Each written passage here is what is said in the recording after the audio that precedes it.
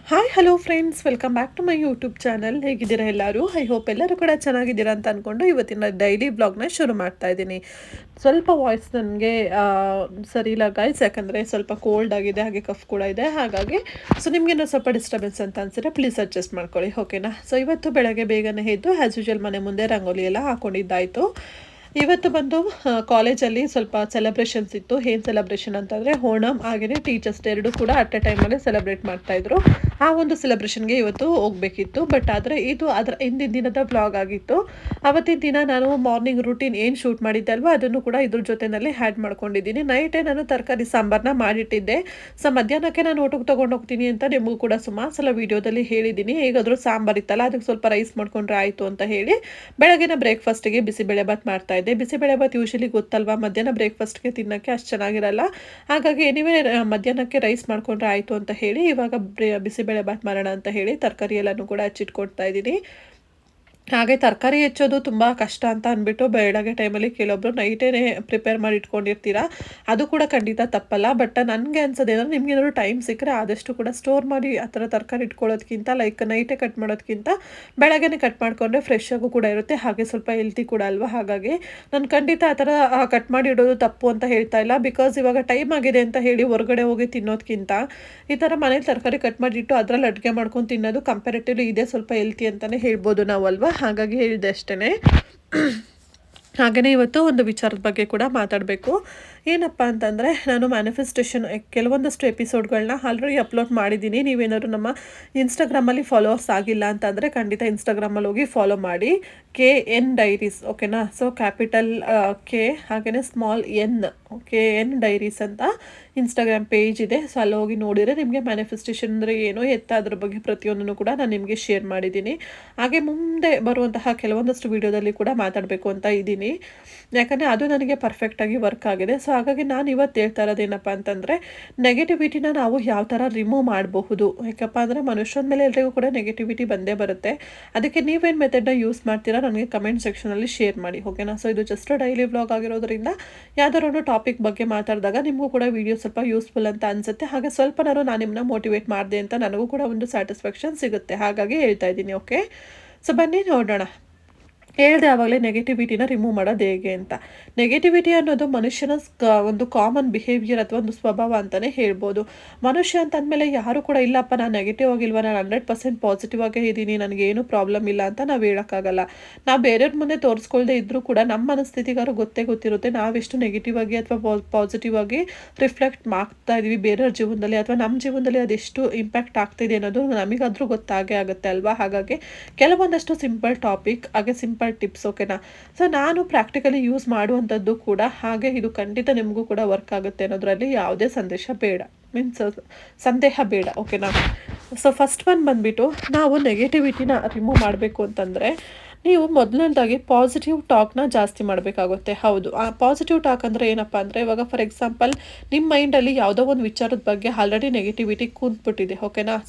ನನಗೆ ಕೆಲಸ ಆಗಲ್ಲ, ನನ್ನ ಕೈಲಿ ಮಾಡೋಕ್ಕಾಗಲ್ಲ, ನನಗೆ ಅವ್ರು ಹಂಗಂತಾರೆ, ಇವ್ರು ಹಿಂಗಂತಾರೆ, ಅವ್ರ ಸಪೋರ್ಟ್ ಇಲ್ಲ, ಇವ್ರ ಸಪೋರ್ಟ್ ಇಲ್ಲ, ಈ ಥರ ಆಲ್ರೆಡಿ ನೆಗೆಟಿವಿಟಿ ನಿಮ್ಮ ಮೈಂಡಲ್ಲಿ ಜಾಸ್ತಿ ಇದೆ. ಆವಾಗ ನೀವು ನೆಗೆಟಿವ್ ಟಾಕ್ನ ಜಾಸ್ತಿ ಮಾಡಿದಾಗ, ಅಂದರೆ ಹೌದು ಬಿಡು ನನ್ನ ಕೈಲಿ ಎಲ್ಲ ಆಗುತ್ತೆ ಅವ್ರ ಥರ ಮಾಡೋಕ್ಕೆ, ಇವರೇ ನಂಗೆ ಸಪೋರ್ಟ್ ಮಾಡಲ್ಲ, ನಾನು ಹೆಂಗೆ ಮಾಡಲಿ, ಈ ಥರ ನಿಮಗೆ ನೀವೇ ಹೇಳ್ಕೊಳ್ತಾ ಹೋದಾಗ ಆ ಒಂದು ಯೂನಿವರ್ಸಿಗೆ ಏನಿರುತ್ತಲ್ಲ, ನಿಮ್ಮ ಒಂದು ನೆಗೆಟಿವಿಟಿ ಬೇಗ ಅಟ್ರಾಕ್ಟ್ ಮಾಡ್ಕೊಳ್ಳುತ್ತೆ. ಅವಾಗ ನಿಮಗೆ ಸಿಗುವಂತಹ ರಿಸಲ್ಟ್ ಕೂಡ ಆದಷ್ಟು ನೆಗೆಟಿವ್ ಆಗೇ ಸಿಗುತ್ತೆ. ಹಾಗಾಗಿ ದಯವಿಟ್ಟು ನೀವು ಏನು ಮಾತಾಡ್ತೀರಾ, ನಿಮಗೆ ಹೌದು ನೆಗೆಟಿವಿಟಿ ಇದೆ ಖಂಡಿತ, ಅದು ನಾವು ತಕ್ಷಣಕ್ಕೆ ರಿಮೂವ್ ಮಾಡೋಕ್ಕಾಗಲ್ಲ. ಬಟ್ ನೀವು ಪಾಸಿಟಿವ್ ಥಾಟ್ಸ್ನ ಅಥವಾ ಪಾಸಿಟಿವ್ ಟಾಕ್ನ ಜಾಸ್ತಿ ಮಾಡ್ತಾ ಹೋದಷ್ಟು ಕೂಡ ಆ ನೆಗೆಟಿವಿಟಿ ಏನಿರುತ್ತೆ ಅಲ್ವಾ, ನೆಗೆಟಿವ್ ಟಾಕ್ ಇರ್ಬೋದು ಅಥವಾ ನೆಗೆಟಿವ್ ಥಿಂಕಿಂಗ್ ಇರ್ಬೋದು, ಅದು ಸಪ್ರೆಸ್ ಆಗ್ತಾ ಹೋಗುತ್ತೆ.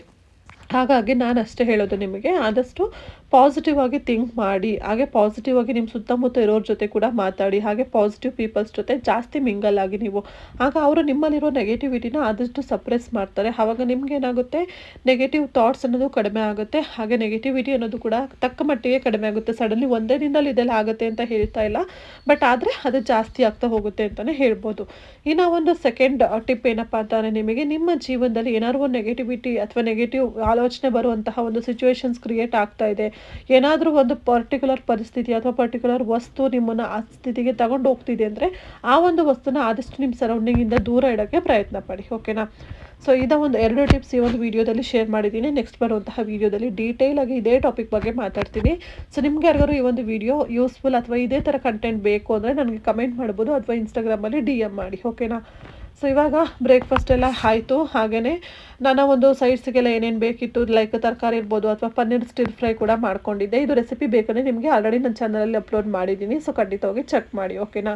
ಇವಾಗ ಲಂಚ್ ಬಾಕ್ಸ್ ಎಲ್ಲನೂ ಕೂಡ ಪ್ಯಾಕ್ ಮಾಡ್ತಾ ಇದ್ದೀನಿ. ಮೊದಲು ಅಡುಗೆ ಎಲ್ಲ ಮಾಡಿಟ್ಟು ನಾನು ಸ್ನಾನ ಮಾಡಿಕೊಂಡು ಪೂಜೆ ಮಾಡಿ ಬಂದು ಆಮೇಲೆ ಲಂಚ್ ಬಾಕ್ಸ್ನ ಪ್ಯಾಕ್ ಮಾಡ್ಕೊಳ್ತೀನಿ. ಯಾಕಂದರೆ ಸ್ವಲ್ಪ ಎಲ್ಲ ಬಿಸಿ ಇರುತ್ತಲ್ವ ಬಾಕ್ಸ್ಗೆ ಹಾಕುವಾಗ, ಅಷ್ಟು ಚೆನ್ನಾಗಿರಲ್ಲ ಅಂತ ಹೇಳಿಬಿಟ್ಟು ನಾನು ಸ್ವಲ್ಪ ಟೈಮ್ನ ಬಿಟ್ಟು ಅದಾದಮೇಲೆ ಲಂಚ್ ಬಾಕ್ಸ್ನ ಪ್ಯಾಕ್ ಮಾಡ್ಕೊಳ್ತೀನಿ.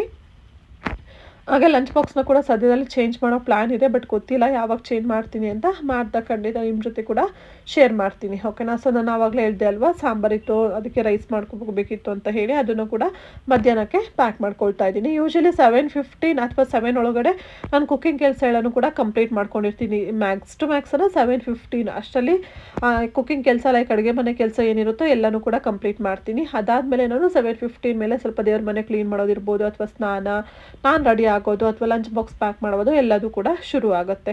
ನಾನು 7 ಅಥವಾ 7:15 ಒಳಗಡೆ ಈ ಕೆಲಸಗಳನ್ನೆಲ್ಲ ಮಾಡಿಕೊಂಡ್ರೆ ಮಾತ್ರ ನಾನು ಸಮಾಧಾನವಾಗಿ ನೀಟಾಗಿ ರೆಡಿಯಾಗಿ ಹೋಗೋಕ್ಕಾಗುತ್ತೆ. ಇಲ್ಲಾಂದರೆ ಫುಲ್ಲು ಹರಿಬರಿಲಿ ಓಡೋಗ್ಬೇಕಾಗುತ್ತೆ. ಹಾಗಾಗಿ ಸ್ವಲ್ಪ ಬೆಳಗ್ಗೆ ಬೇಗ ಇದ್ದು ಈ ಕೆಲಸ ಎಲ್ಲ ಮಾಡಿಕೊಂಡ್ರೆ ನನಗೂ ಕೂಡ ದಿನ ಸ್ವಲ್ಪ ಚೆನ್ನಾಗಿರುತ್ತೆ. ಹಾಗೆ ಬೆಳಗ್ಗೆ ದಿನ ತುಂಬ ಒಂಥರ ಕಷ್ಟವಾಗಿ ಹರಿಬರಿಲಿ ಹೋದ್ವಿ ಅಂತಂದರೆ ಇಡೀ ದಿನ ಏನೋ ಒಂಥರ ಹಂಗೇನೆ ಮೈಂಡ್ಸೆಟ್ ಬಂದುಬಿಡುತ್ತೆ. ಹಾಗಾಗಿ ಸೊ ಕಾಲೇಜಿಗೆ ಹೋದ್ಮೇಲೆ ನಾನು ಯಾವುದೇ ಶೂಟ್ ಏನೂ ಮಾಡಲಿಲ್ಲ. ಸೊ ಹಾಗೆಯೇ ಸಂಜೆ ಹಾಗೆ ಮಳೆ ಶುರುವಾಯಿತು. ವೆದರ್ ಅಂತೂ ಸಖತ್ತಾಗಿತ್ತು ಅಂತಲೇ ಹೇಳ್ಬೋದು.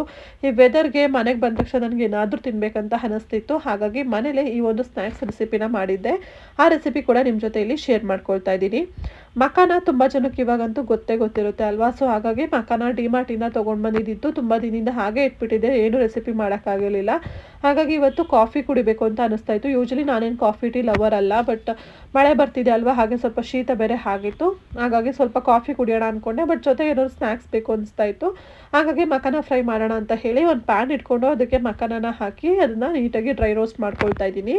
ಸೊ ನೀವು ಅದನ್ನು ಲಾಸ್ಟಲ್ಲಿ ಫ್ರೈ ಎಲ್ಲ ಮಾಡಿದ್ಮೇಲೆ ನೀವು ಪ್ರೆಸ್ ಮಾಡಿ ನೋಡಿದಾಗ ಅದು ಒಡ್ಕೊಬೇಕು. ಆ ಥರ ಇದ್ದಾಗ ಚೆನ್ನಾಗಿ ಆಗಿರುತ್ತೆ ಅಂತ. ನಂತರ ಇನ್ನೊಂದು ಪ್ಯಾನಿಗೆ ನಾನು ಆಯಿಲ್ನ ಹಾಕ್ಕೊಂಡು ಅದಕ್ಕೆ ಒಂದು ಅರ್ಧ ಟೇಬಲ್ ಸ್ಪೂನಷ್ಟು ಪೆಪ್ಪರ್ ಪೌಡರ್, ಅರ್ಧ ಟೇಬಲ್ ಸ್ಪೂನಷ್ಟು ಚಾಟ್ ಮಸಾಲ, ಹಾಗೆ ಒಂದು 3/4 ಟೇಬಲ್ ಸ್ಪೂನಷ್ಟು ಅಚ್ಕಾರದ ಪುಡಿ, ಅರಿಶಿನ ಪುಡಿ, ಹಾಗೆ ಉಪ್ಪು ಇಷ್ಟನ್ನು ಆಯಿಲ್ಗೆ ಹಾಕಿ ಚೆನ್ನಾಗಿ ಮಿಕ್ಸ್ ಮಾಡಿಕೊಂಡು ನಂತರ ನಾವು ಆವಾಗಲೇ ಫ್ರೈ ಮಾಡಿ ಇಟ್ಕೊಂಡಿರುವಂತಹ ಮಖಾನನ ಹಾಕಿಬಿಟ್ಟು ಇದಕ್ಕೆ ಉಪ್ಪು ಖಾರ ಎಲ್ಲ ಹಿಡಿಯೋ ಥರ ಚೆನ್ನಾಗಿ ನೀಟಾಗಿ ಎಲ್ಲ ಮಖಾನಾಗೂ ಕೂಡ ಖಾರ ಹಿಡ್ಕೋಬೇಕು. ಆ ಥರ ಚೆನ್ನಾಗಿ ನೀವು ಇದನ್ನು ಮಿಕ್ಸ್ ಮಾಡಿಕೊಂಡ್ರೆ ಮಖಾನದು ಫ್ರೈ ರೆಡಿ ಆಗಿಬಿಡುತ್ತೆ.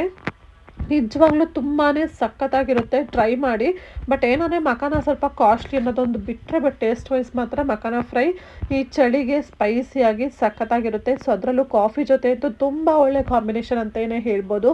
ಪರ್ಸ್ನಲಿ ನನಗಂತೂ ಇದ್ರ ಟೇಸ್ಟು ತುಂಬಾ ಇಷ್ಟ ಆಯಿತು. ಆನೆಸ್ಟಾಗಿ ಹೇಳಬೇಕು ಅಂದರೆ ನಾನು ಫಸ್ಟ್ ಟೈಮ್ ಮಖಾನನ ತಿಂದಿದ್ದು, ಹಾಗೆ ಮಖಾನ ಫ್ರೈ ಕೂಡ ಮಾಡಿದ್ದು ಫಸ್ಟ್ ಟೈಮೇ. ಹೇಗಿರುತ್ತೋ ಏನೋ ಅನ್ನೋ ಒಂದು ಡೌಟಲ್ಲಿ ಮಾಡಿದ್ದೆ, ಬಟ್ ಆನೆಸ್ಟ್ಲಿ ತುಂಬಾ ಚೆನ್ನಾಗಿತ್ತು. ಯಾವುದೇ ರೀತಿಯಾದಂತಹ ಡಿಫ್ರೆಂಟ್ ಟೇಸ್ಟ್ ಅನ್ನೋ ಥರ ಏನೂ ಇಲ್ಲ, ಸ್ಪೈಸಿ ಆಗಿರುತ್ತೆ, ಚೆನ್ನಾಗಿರುತ್ತೆ. ಟ್ರೈ ಮಾಡಿ ನೀವು ಕೂಡ. ಹಾಗೆ ಮಖಾನ ಕೂಡ ಹೆಲ್ತ್ ವೈಸ್ ಕೂಡ ನಮಗೆ ತುಂಬಾ ಬೆನಿಫಿಟ್ನ ತಂದುಕೊಡುತ್ತೆ, ಓಕೆನಾ. ಇವನ್ ಈ ಮಖಾನದಿಂದ ನಾವು ರೆಸಿಪಿಗಳನ್ನ ಲೈಕ್ ಸ್ಮೂತಿನ ಮಾಡ್ಬೋದು ಅಥವಾ ಬೇರೆ ಇನ್ನೂ ತುಂಬ ವೆರೈಟಿ ಆಫ್ ರೆಸಿಪಿ ಇದೆ. ನಾನು ನೆಕ್ಸ್ಟ್ ಬರುವಂತಹ ವೀಡಿಯೋಗಳಲ್ಲಿ ಖಂಡಿತವಾಗ್ಲೂ ನಿಮಗೆ ಶೇರ್ ಮಾಡ್ತೀನಿ. ನೋಡಿದ್ರೆ ಅಲ್ವಾ, ಕಾಫಿ ಜೊತೆ ಒಂದು ಕಪ್ ಕಾಫಿ, ಹಾಗೆಯೇ ಸ್ವಲ್ಪ ಮಖಾನ ಫ್ರೈ ಇವತ್ತು ನನ್ನ ಈವ್ನಿಂಗ್ ಸ್ನ್ಯಾಕ್ಸ್. ಹಾಗೆ ಟೀ ಒಂದು ಟೈಮ್ ಅಂತಲೇ, ಒಂದು ಕ್ವಾಲಿಟಿ ಟೈಮ್ ಅಂತಲೇ ಹೇಳ್ಬೋದು. ಹಾಗೆ ಹೊರಗಡೆ ವೆದರ್ ನೋಡ್ತಾ ಇದ್ದೀರಾ ಅಲ್ವಾ. ಸೊ ಇನ್ನು ಮಳೆನೇ ಬೀಳ್ತಾನೆ ಇತ್ತು. ವೆದರ್ ಅಂತೂ ಸಖತ್ತು ಚಿಲ್ಲಾಗಿತ್ತು. ಈ ವೆದರ್ಗೆ ಆರಾಮಾಗಿ ಮಲ್ಕೊಬೇಕಪ್ಪ ಅಂತ ಅನಿಸ್ತಾ ಇತ್ತು, ಬಟ್ ಮನೆ ಕೆಲಸಗಳಿದ್ದೇ ಇರುತ್ತೆ ಅಲ್ವಾ. ಹಾಗಾಗಿ ಕಾಫಿನ ಕುಡಿದು ನಂತರ ನಾನು ನೈಟ್ ಅಡುಗೆಗಳನ್ನ ಶುರು ಮಾಡ್ಕೊಳ್ತೀನಿ. ಇದಾಗಿತ್ತು ಇವತ್ತಿನ ಒಂದು ಮಿನಿ ವ್ಲಾಗ್. ಸಾರಿ, ನನಗೆ ಯಾವಾಗಲೂ ಮಿನಿ ವ್ಲಾಗ್ ಇತ್ತೀಚೆಗೆ ಜಾಸ್ತಿ ಮಾಡಿ ಅದೇ ಬರ್ತಾ ಇದೆ. ಇದಾಗಿತ್ತು ಇವತ್ತಿನ ಒಂದು ವ್ಲಾಗ್ ಸ್ನೇಹಿತರೆ. ಐ ಹೋಪ್ ನಿಮ್ಗೆಲ್ಲರಿಗೂ ಕೂಡ ಇವತ್ತಿನ ವ್ಲಾಗ್ ಇಷ್ಟ ಆಗಿದೆ ಅಂತ ಅಂದ್ಕೊಳ್ತೀನಿ.